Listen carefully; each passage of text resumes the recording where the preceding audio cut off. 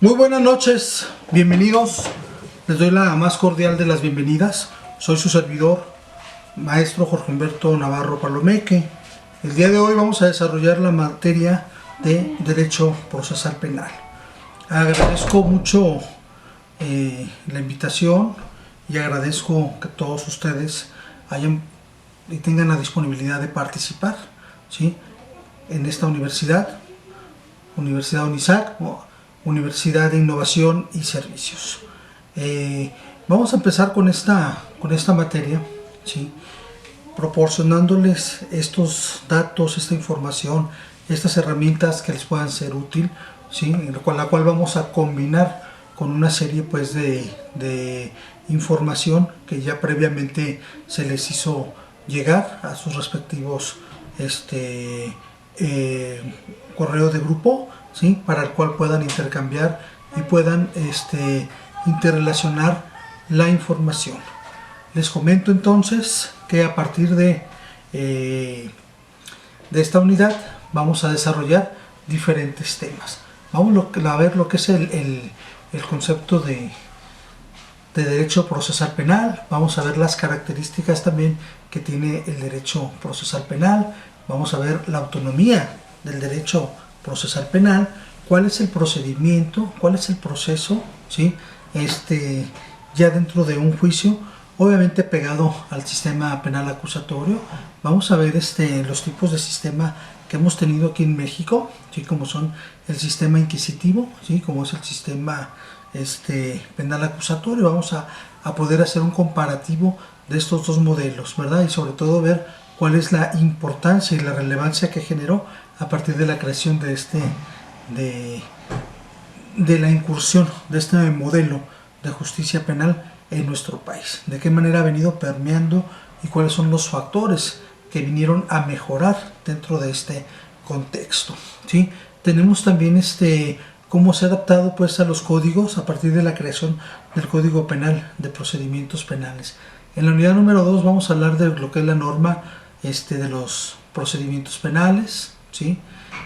Vamos a ver lo que son las fuentes, vamos a ver a quién va destinado, ¿sí?, todo el proceso, todo este derecho penal. Vamos a ver los límites de aplicación en la ley, ¿sí?, y vamos a ver también lo que viene siendo la acción penal. La acción penal, ¿sí?, cómo se manejaba a partir de la averiguación previa, ¿sí?, cuál es la variación o la variante que ha tenido, ¿sí?, cuál fue su naturaleza jurídica y cuál es ahora, ¿sí?, y vamos a ver lo que vienen siendo las características también de la acción penal, la forma de extinguir la acción penal. Vamos a ver el proceso diferente entre procedimiento y proceso penal, cuál es el objeto, cuáles son los fines, ¿verdad? Cuál es el proceso a partir de las diferentes corrientes doctrinales, su naturaleza, cuál es su relación jurídica, cuáles son los sujetos de la relación que tiene, ¿sí?, en la cuestión procesal, cuáles son los sujetos que se dan también en materia penal, cuáles son los auxiliares de los sujetos procesales, a qué le llamamos terceros, ¿sí?, o se les llamaba terceros, cuál es la posición particular del ofendido dentro del proceso penal, el órgano jurisdiccional, cuáles son sus titulares, ¿sí?, cuál es la función del órgano jurisdiccional a partir del nuevo sistema, ¿sí?, cómo está estructurado los órganos jurisdiccionales en materia local y en materia federal, cuál es la capacidad, ¿sí?, que tiene el juez. En la unidad 5 vamos a poder observar lo que son los periodos de preparación del ejercicio de la acción penal, ¿sí?, su alcance, qué alcance tiene el Ministerio Público. Vamos a analizar el artículo 21 constitucional, ¿sí?, para ver las atribuciones que tiene el Ministerio Público de iniciar la investigación y de dirigir la investigación, ¿sí? Vamos a ver también lo que vienen siendo las peculiaridades y las prerrogativas del procedimiento penal. Vamos a ver la importancia, su responsabilidad y la buena fe, ¿sí? Vamos a ver lo que es una denuncia, una querella, cómo se da también el ejercicio de la acción penal, ¿sí?, cómo se inicia la investigación, ¿sí?, a partir del aseguramiento o la detención del delincuente, ¿sí? Cómo se maneja, qué preámbulos se manejaron a partir del nuevo sistema de justicia penal, ¿verdad? Cómo se daba la consignación, ¿sí? Vamos a hacer esa comparativa, ese antes y ese ahora, ¿sí? Tenemos como dentro de la unidad número 6, vamos a hablar de lo que es la investigación por parte del Ministerio Público, ¿sí? Cuándo se judicializa esta investigación, ¿sí? A partir de la etapa de investigación, la etapa intermedia y la etapa de juicio. Bien, dentro de la unidad número 1 vamos a analizar qué es el derecho procesal penal, ¿sí? Porque pues mucho se habla de este contexto, ¿sí? ¿Cuáles fueron las circunstancias que se generaron, verdad? Pero si tenemos que definir qué es el derecho procesal penal, cómo se da, por qué se da y sobre todo para qué se da, ¿verdad? Tenemos un concepto de Colín que nos dice que es un conjunto de actividades reglamentadas por preceptos previamente establecidos que tienen por objeto determinar qué hechos pueden ser calificados como delitos y, en su caso, cómo se aplica la sanción correspondiente, ¿sí? Este es un concepto de Colín Sánchez, ¿sí? Por otra parte, ¿sí? Tenemos que dentro de este contexto vamos a manejar un concepto más para hacer para marcar un contexto diferenciado, y nos damos cuenta que no existe mucha diferencia, pero que cada doctrinista maneja pues una forma de contextualizar o de enfocar el derecho procesal penal, ¿verdad? Bien, tenemos otro autor que nos dice que es el conjunto de normas que regulan y determinan los actos y las formas, así como las formalidades que deben observarse durante el procedimiento para hacer factible la aplicación del derecho penal sustantivo, ¿sí? Es decir, la sustancia de la ley. Comentábamos también que no hay que confundir derecho procesal penal con proceso penal, ¿sí? El proceso, de acuerdo a Hernández Pliego, el proceso penal nos dice que es un conjunto de actos conforme los cuales el juez, aplicando la ley, resuelve el conflicto de interés sometidos a su consentimiento por el Ministerio Público, ¿verdad? Bien, a partir de ahí entonces, mis queridos alumnos, tenemos que enmarcar, ¿sí? ¿Cuáles son los fines del proceso penal? ¿Cuál es la finalidad? ¿Sí? El procedimiento penal tiene como fin o está orientado a comprobar o a desvirtuar la existencia de un delito, siempre que la acción penal no haya prescrito.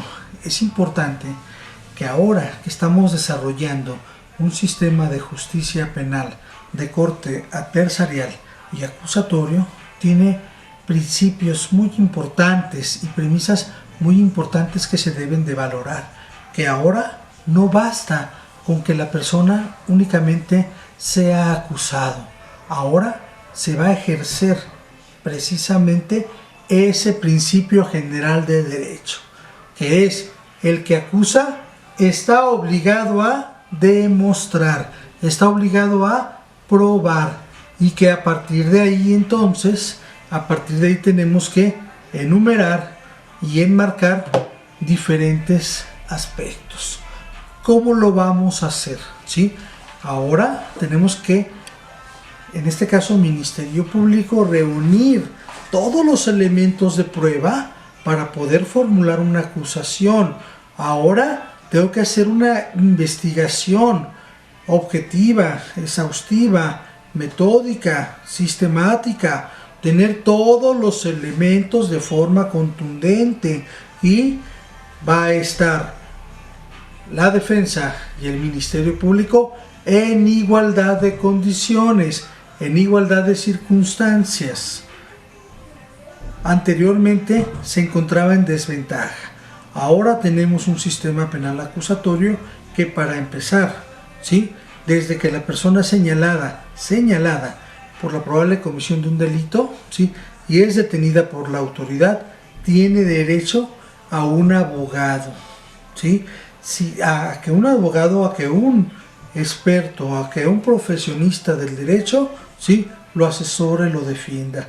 Y si no tiene los recursos económicos para hacerlo, el Estado debe de garantizar que se cumpla con ese derecho.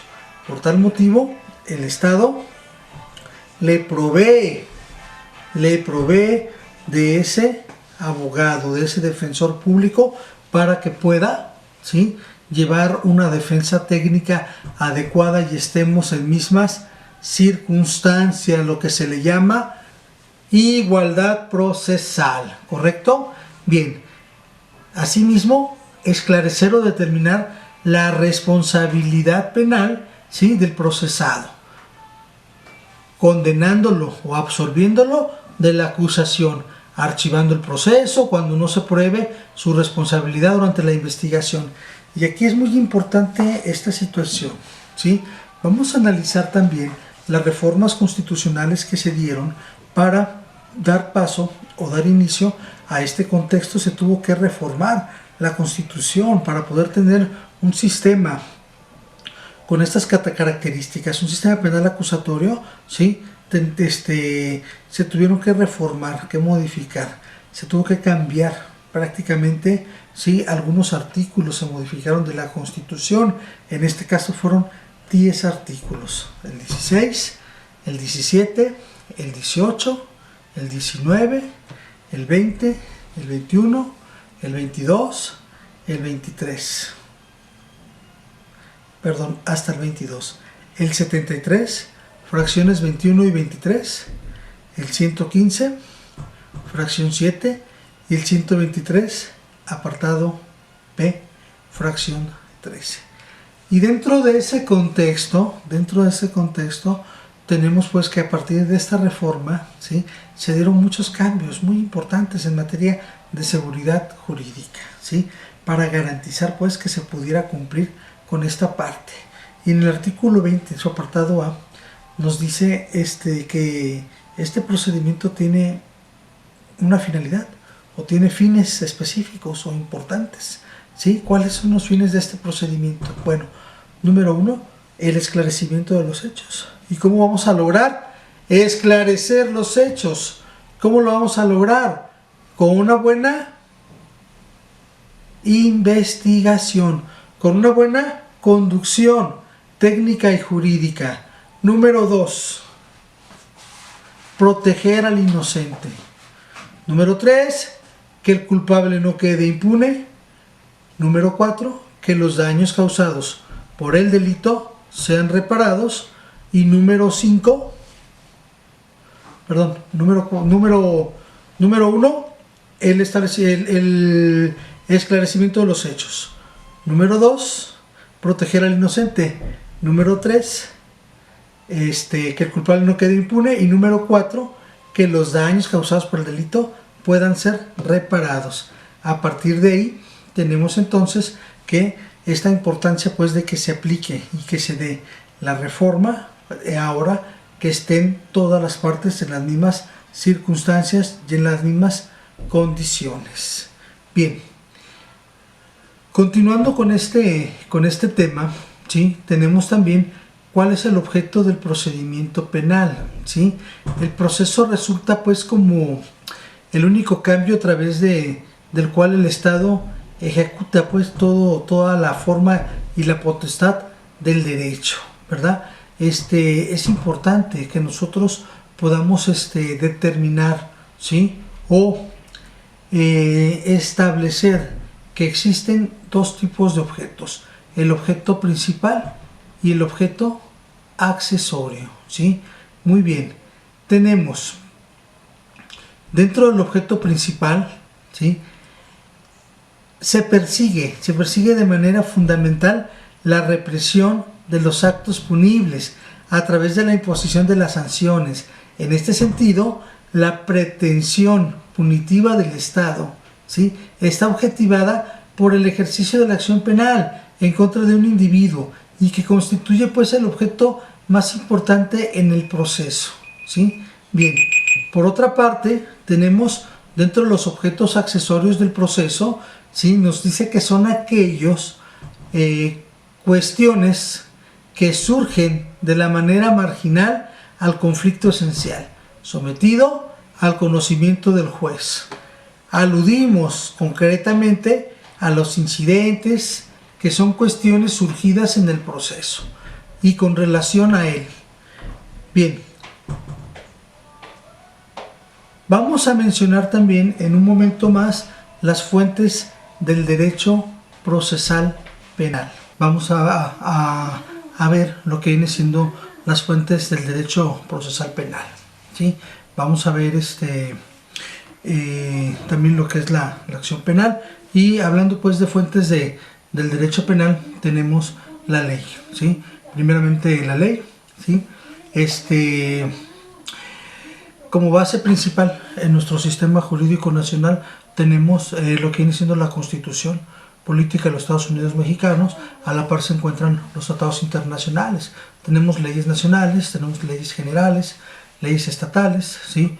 Códigos procesales, ¿sí? Tenemos un Código Nacional de Procedimientos Penales. Anteriormente teníamos un código por cada entidad federativa. Ahora, a partir y precisamente partiendo como premisa de el nuevo modelo de justicia penal, acusatorio, adversarial y oral, tenemos un código único a nivel nacional, ¿verdad? Entonces, para todo nuestro país.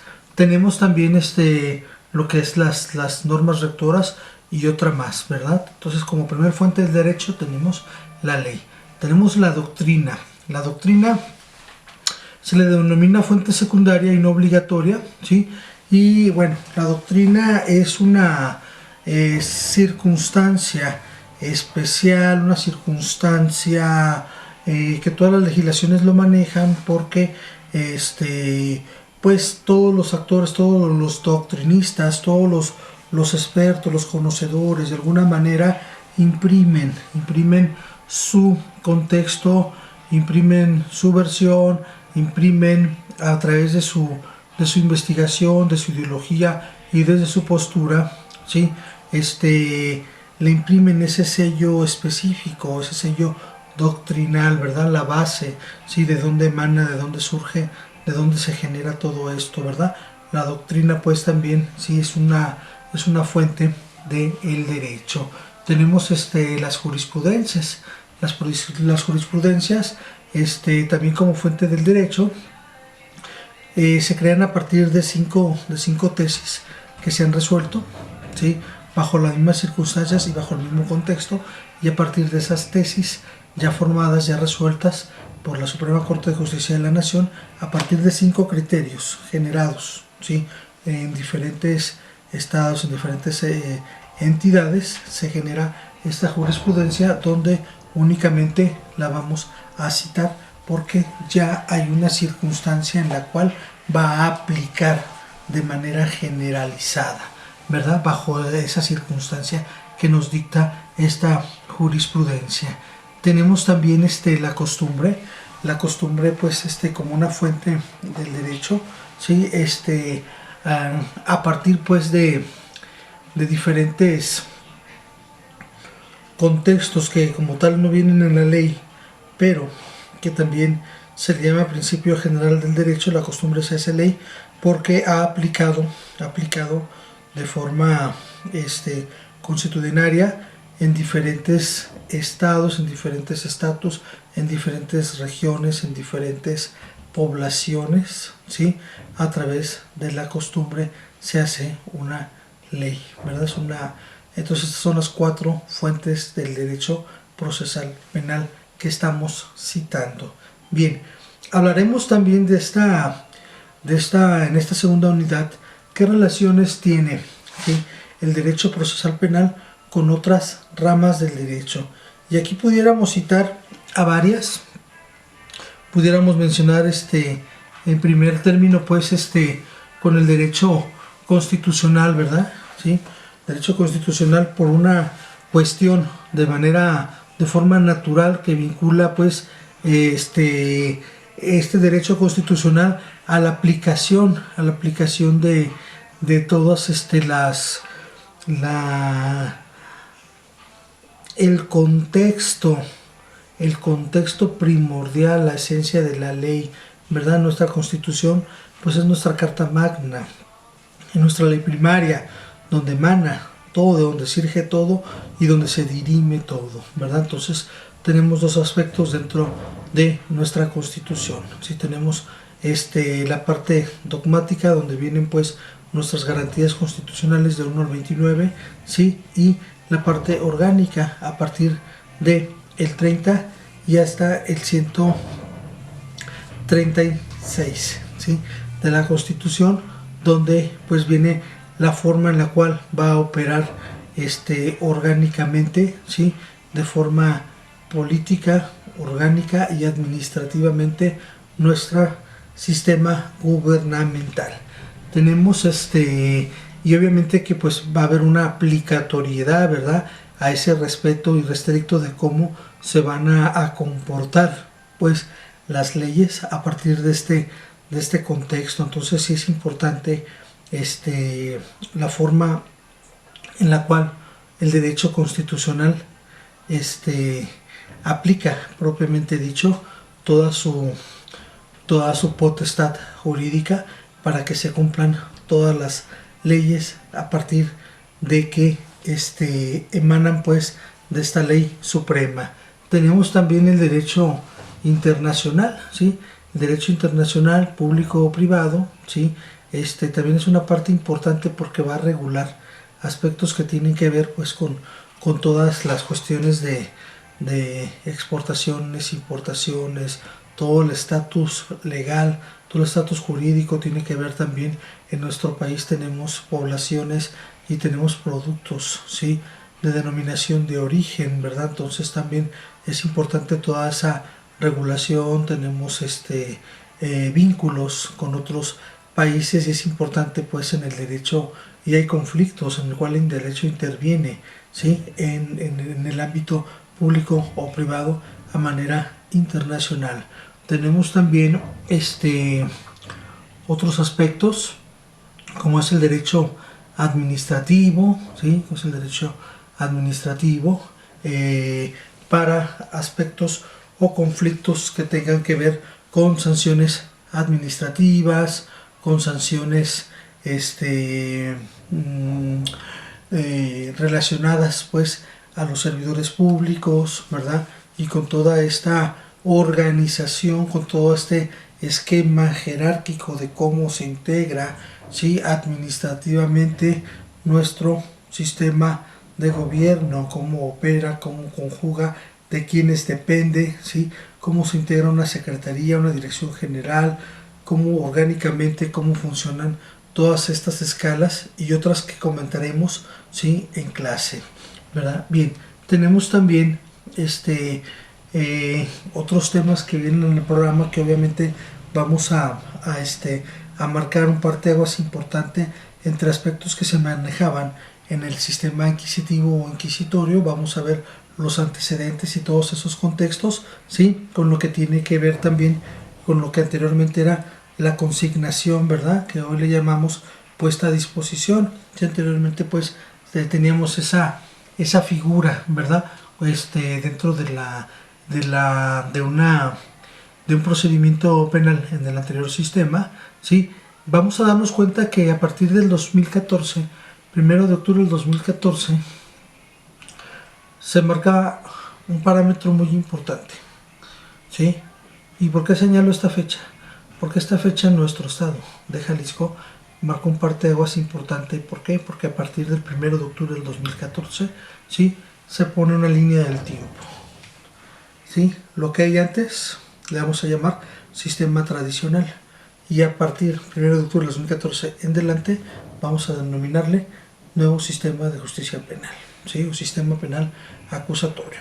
Entonces tenemos dentro del sistema tradicional que el manejo que se tenía pues era diferente, porque existía también la averiguación previa, ¿sí? Existía esta figura de la consignación, ¿sí?, y se definía como una actividad, que consiste en poner a consignación del juez la averiguación previa, así como el detenido.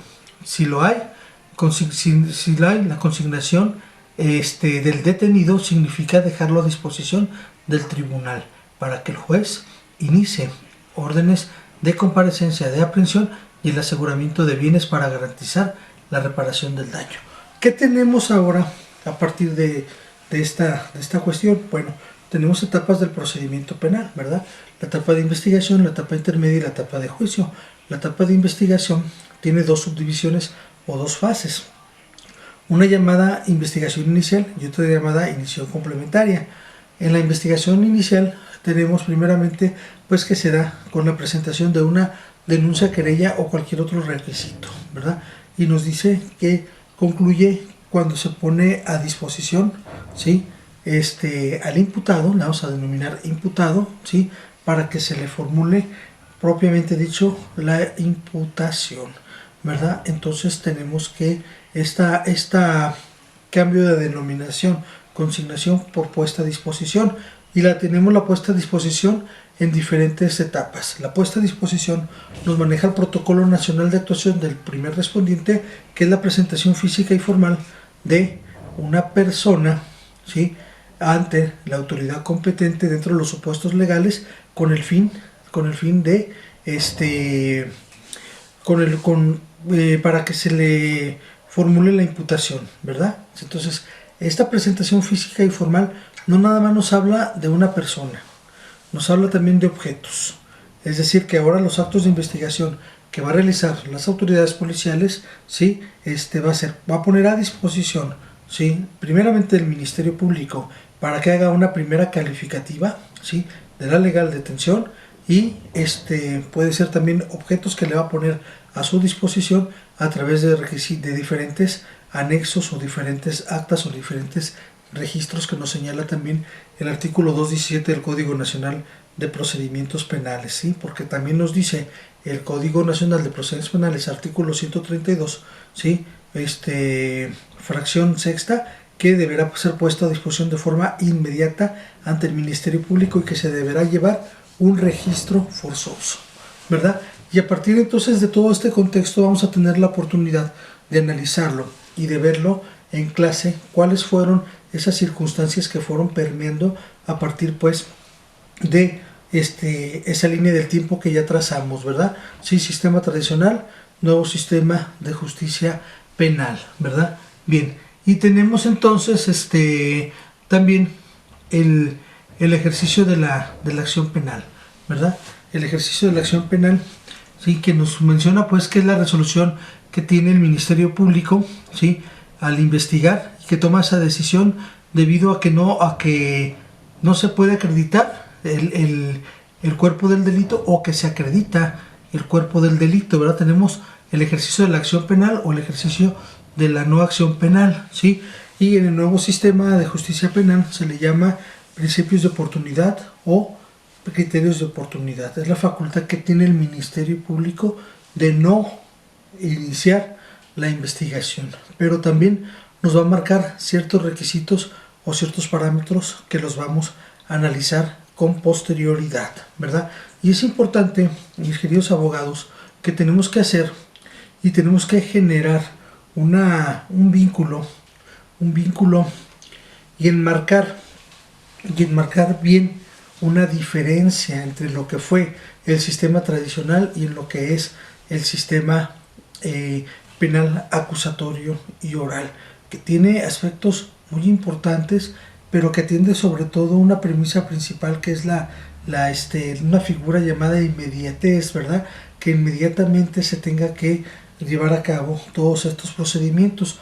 Yo en la unidad anterior les comentaba pues también que en el artículo 20 apartado A nos señala en su primer párrafo, sí, que el sistema penal será acusatorio y oral a partir de los artículos que yo les comenté que se habían modificado, sí, y que tiene 4 fines o 4 principios específicos, que son esclarecimiento de los hechos, que lo vamos a hacer a través de una investigación objetiva, sí, por parte del Ministerio Público y las policías, que también en esta reforma le da a la ley facultades a la policía para que pueda realizar actos de investigación coordinados, ¿sí? Coordinados jurídicamente por el Ministerio Público, ¿verdad? Entonces, primeramente, esclarecimiento de los hechos, que el culpable no quede impune, que los daños causados por el delito sean reparados, ¿sí? Y la protección del inocente.